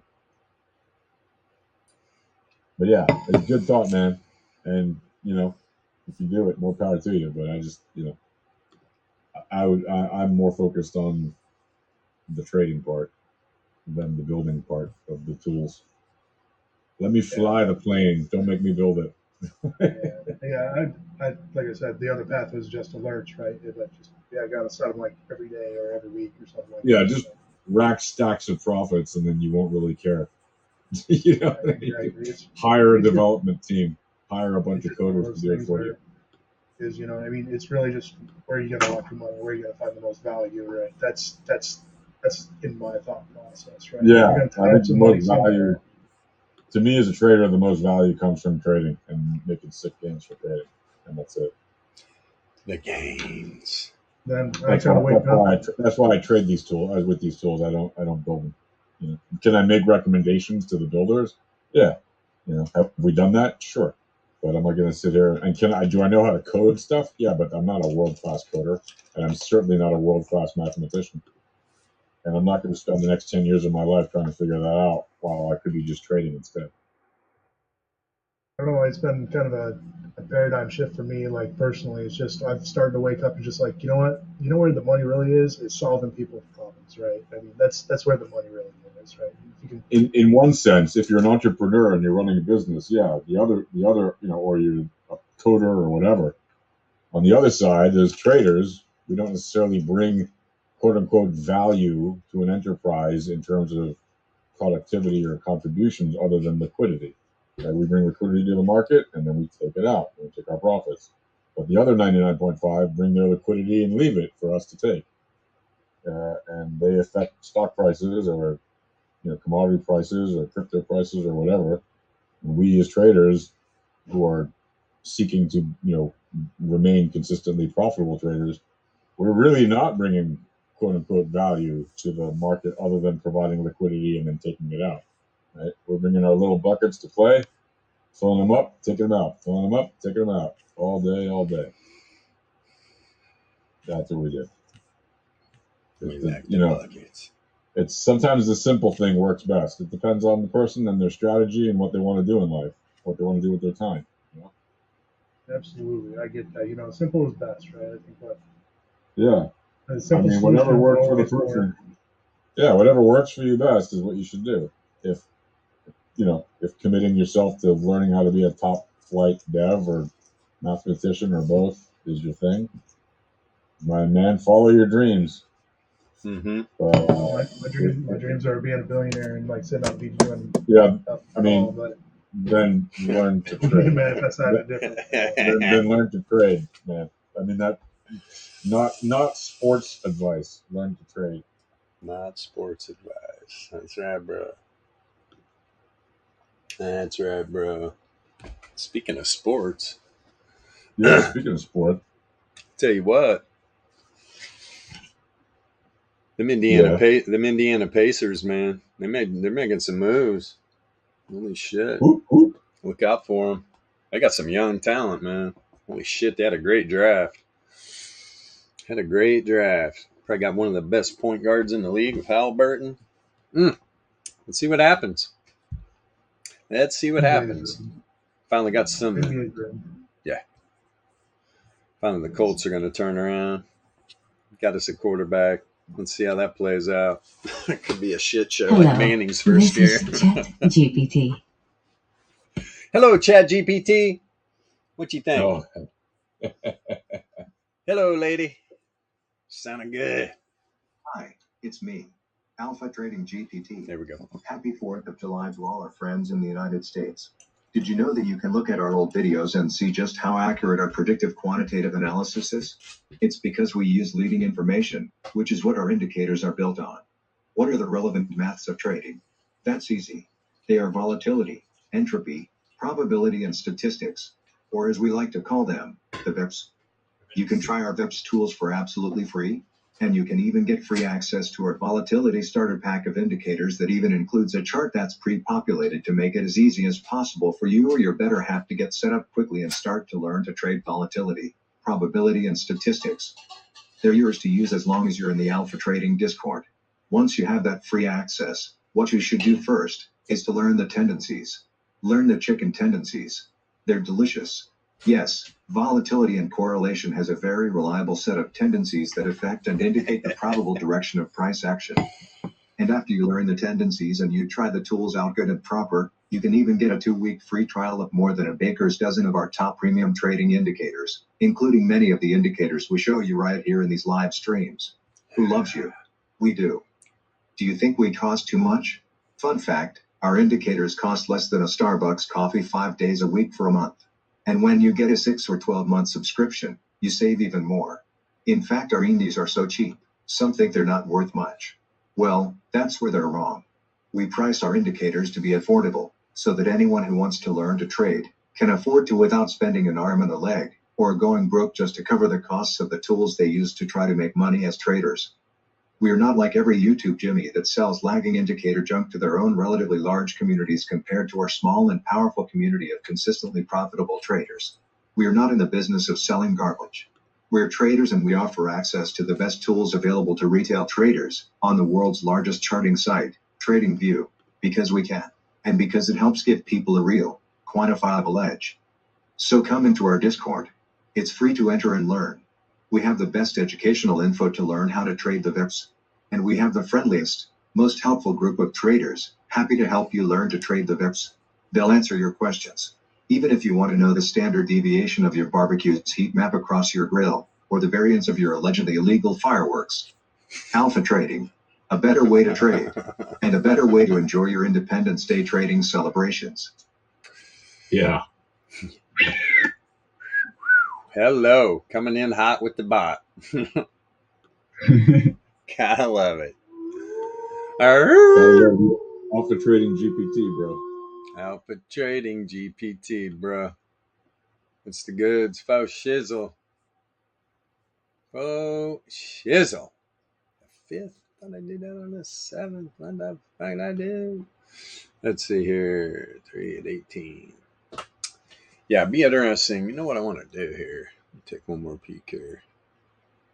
Look at these minis. Yeah, these things are going to go sideways all fucking day. Guarantee that. Let me see one thing here on a SPY. Yeah, there's the top of that weekly.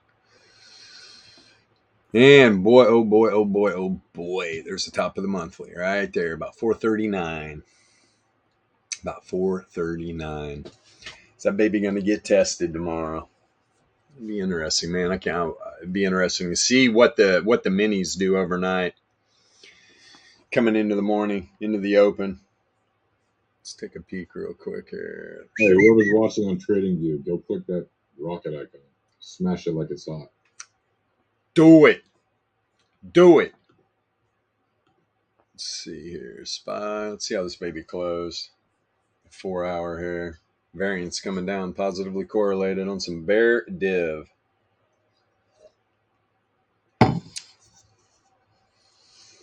Yeah. Starting to have an outlier too on the Laplace Z-score.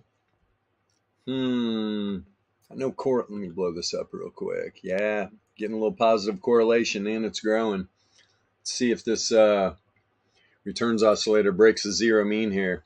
Does it break the zero mean on bear div or does it bounce on hidden bull? That's the question. That is the question. Actually, yeah, it'd have to be, yeah, man. It'd be from this area right here. If it bounces here on hidden, see a little rise. Considering there's a outlier going on and you got contracting volatility positively correlated on the 525 and 981. Let me blow this up. What's that 2400 doing? Flat, negatively correlated. Okay. We got two saying down, one saying walk up. Interesting. The daily close. I'm telling you, man. Be prepared. This wave trend's going to get nailed down here at some point. Boy, it's right at the 33 log MA too. 423. Can we get like a 20-point dump out in a day? Can we? That'd look good for those 441 puts I got into for tomorrow's expiration. Let's see what happens. That's right. Gave you a signal after I signaled. Yeah. I think if it jumps out, you think if it does that 20 point dump, it'll carry some momentum and that'll hit the bottom of that arming band. You know what, man? The market's so bullish. I just think it needs a retest, and it's going to bounce like crazy. Yeah, I think in my opinion, we just need a little. It just got ahead of itself. I mean, last time on the 4 hour was outside the power mean band. It came back, tested the 33 log MA or the 33 power mean. Little blue dots right there. Now, could that be it again? I mean, that was like a test of the cross that happened. Let me see here. 29, 431. I'm thinking, dude, this thing could bounce off the top side of the power mean band. If it does come down to this reverse wave trend at 430 area, hold on here. Let me look at the 5-day first.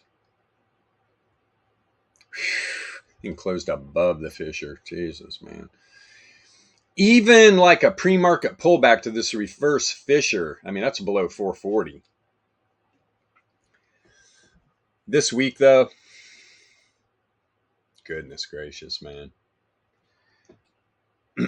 Yeah, I wouldn't be hyper bullish for sure. I would wait until these get tested. Let's see the 2-day one more time, real quick. The top side, 433. Yeah, if these wave trends get tapped, it's going to be a rough time on the bulls, man. People are going to get wrecked badly because, yeah, 20 points to the reverse wave trend on the daily. I mean, just to come back down, test this 9 log MA, 437 area. Like I said, you got the variance coming down. Let's run this down through these time frames. 90-minute and variance start. Definitely correlation broke back negative. So on the 90-minute, you get a little bit of a higher high on the market open, and then get a rejection on the zero mean here on some bear div. Wow. Coming back into a random walk. Look how the 90-minute candle closed. The volatility is just falling off a cliff. I wouldn't be a bit surprised. I'm gonna go on a limb and say pre-market. This baby. Let's see the 15 real quick.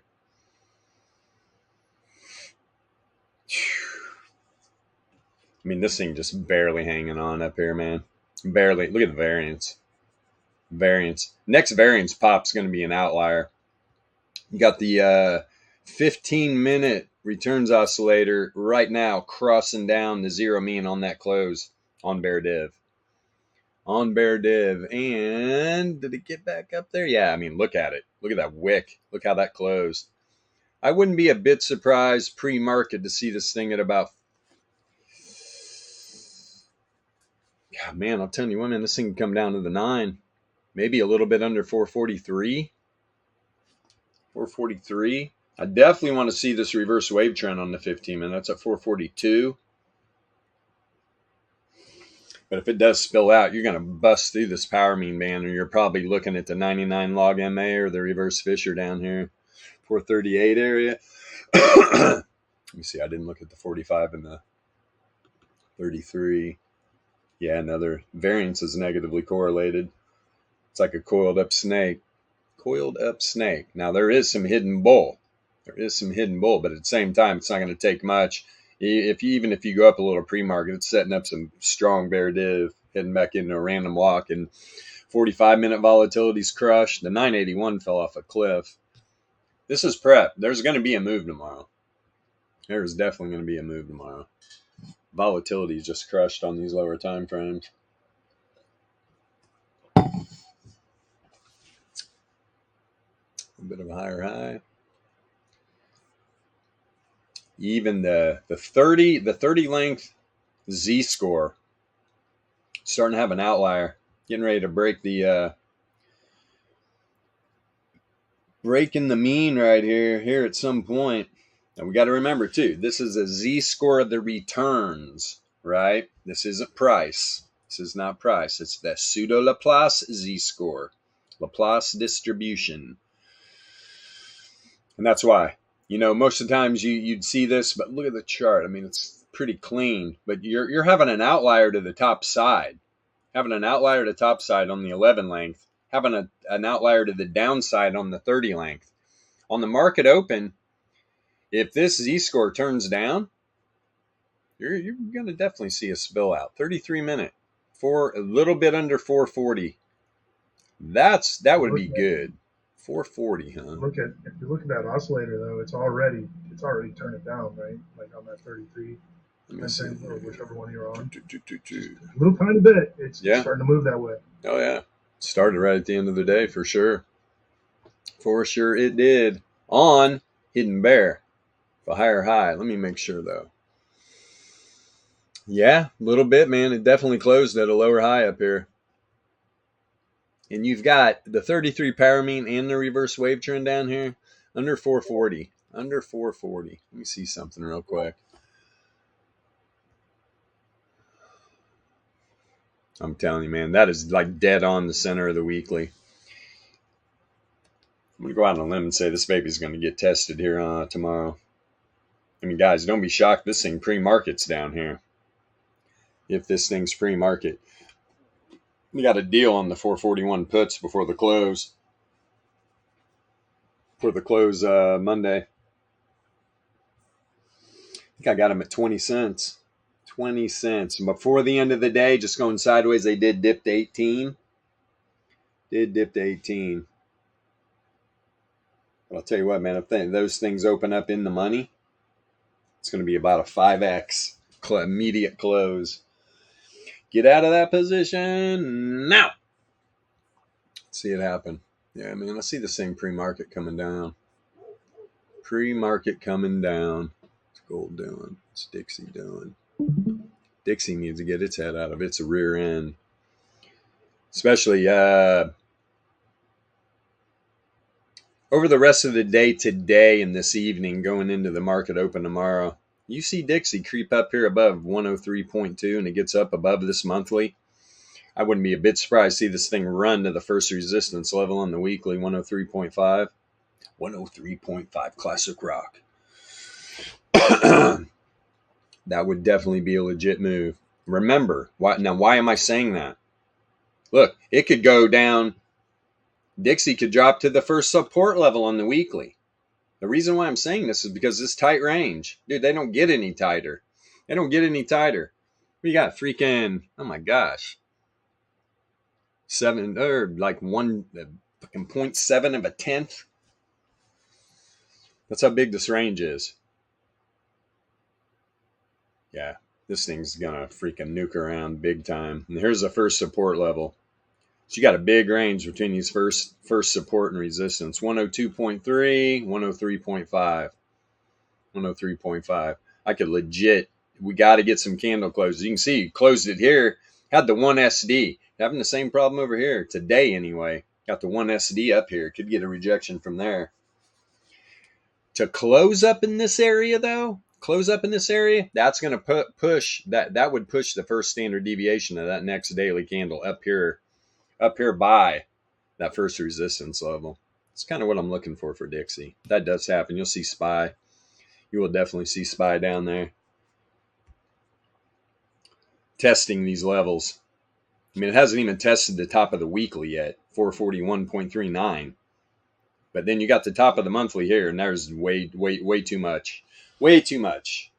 The center of the weekly, that would work. That would work on testing the monthly for sure. And that is under 440, which is exactly, I mean, this is what I was looking for. Right? This is what I was looking for. And why I went on Wednesday expiration instead of Friday's expiration. They were like triple on Friday. I'm pretty sure they were about 60 cents. They were about 60 cents on Friday. They're only 20 on Wednesday. Let me see. Oof. 154. Boy. Call side. You're paying for the call side, man. I mean, the puts are on sale. These guys are thinking this thing's going to bump. I mean, the 443, that first call in the money, $1.54, where the put's $1. Put is $1. So you got about a 50% freaking swing there. Powerful. All right, let's wrap this baby up. 10:59. Perfect. If you're watching on TradingView, hit that rocket icon. Help this get out to other traders. We are on the featured live streams on TradingView. We have fun here. Guys, you don't have to agree with everything, all right? We're just trying to give you some good leading information. If you have a strat that's working for you already, just come join in on the fun. Join the Discord. But we're going to let you know right off the bat, we talk about the VEPS. There's no traditional technical analysis talk in this Discord, right? I mean, we'll have conversations with you. We'll explain to you, ask you questions why you want to use lagging indicators. If you have figured out a way, though, right? Even if it's a monkey throwing darts on the board, you're making profits because you are taking your profits. So you've got that part down. Win. Imagine if you come and trade with leading information, what'll happen to your P&L, right? Takes all the worry out of it. You know what's going to happen. So we'll leave it on that note. Thanks for all the support in the Discord and on TradingView. We appreciate you guys rocketing us into these featured live streams. And we're going to get back at this tomorrow morning, 9 a.m. Eastern Standard Time for the reopening of the traditional markets. LFG tomorrow morning, right? Let's go. See you guys. Peace.